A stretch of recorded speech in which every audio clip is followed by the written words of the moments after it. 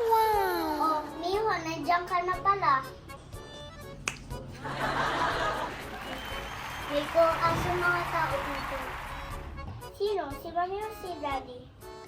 Si Mami. Ah, umalis. Si Daddy? Umalis din. Saan daw pumunta? Sino? Si Mami o si Daddy?